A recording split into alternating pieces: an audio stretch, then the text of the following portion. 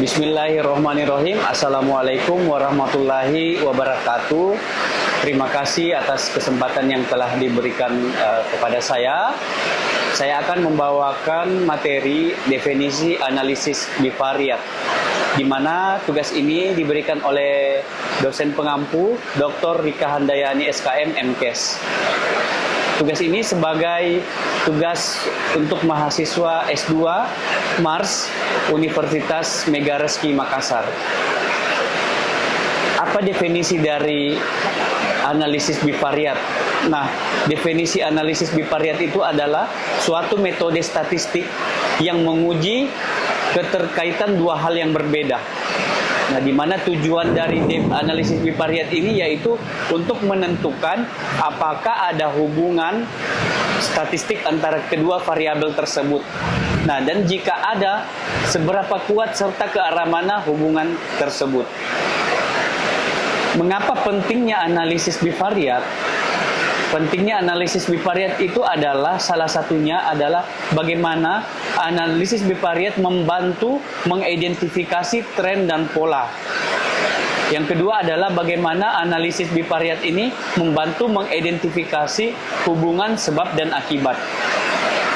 Yang ketiga adalah pentingnya analisis bivariat adalah membantu peneliti membuat suatu prediksi. Dan yang keempat adalah ini membantu menginformasikan pengambilan keputusan. Ada berapa jenis analisis bivariat itu? Jenis analisis bivariat itu ada 6. Yang pertama adalah scatter plot. Kemudian yang ketiga adalah regression atau analisis regresi. Kemudian yang ketiga adalah correlation atau analisis korelasi. Yang keempat adalah ANOVA. Kemudian yang kelima adalah chi-square test dan keenam adalah uji t-test. Jadi langkah-langkah dalam analisis bivariat itu ada beberapa langkah yang mesti kita lakukan. Yang pertama adalah kita melakukan pengumpulan data. Setelah kita melakukan pengumpulan data, kita mengatur data yang akan kita olah. Kemudian tahapan ketiga itu adalah kita melakukan analisis deskriptif. Kemudian selanjutnya adalah yang keempat adalah uji statistik, dan yang kelima adalah interpretasi hasil.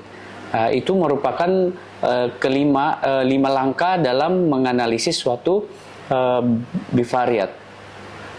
Nah, ini adalah contoh analisis bivariat di mana kita lihat adalah pada tabel tersebut di mana menunjukkan hubungan antara beban kerja mental dengan stres kerja pada perawat, di mana beban kerja mental itu kita bagi menjadi ringan, sedang, dan berat.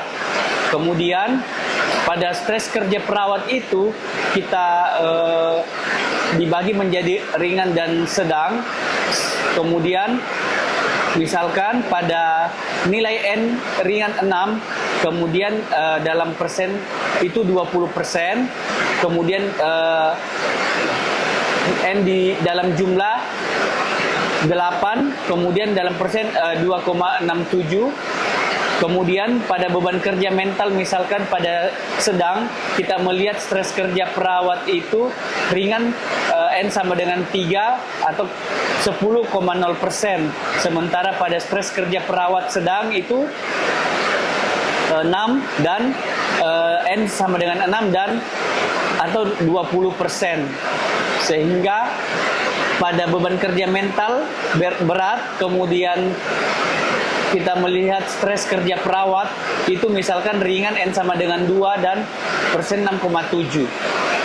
Kemudian pada sedang itu berat misalkan 11 dan stres kerja perawat itu atau 36,7%, di mana totalnya misalkan 11, N sama dengan 11, kemudian total persen 3,67, kemudian sedang 19, dan pada stres kerja perawat atau 63,3%, di mana dijumlahkan untuk beban kerja mental ringan dengan stres kerja perawat ringan dan sedang itu totalnya adalah 8 atau sama dengan 26,7%.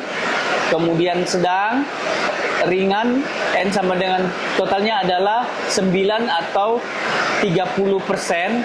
Dan berat, beban kerja mental berat dan stres kerja perawat dikaitkan dengan stres kerja perawat itu adalah N sama dengan 13 atau 43,3%. Jadi total adalah 11, kemudian 3,67%, untuk sedang 19 dan 63%. Jumlah 30 sama dengan atau 100%. Dengan P-value itu 0,022%. Terima kasih atas waktu yang diberikan. Demikianlah presentasi dari saya. Assalamualaikum warahmatullahi wabarakatuh.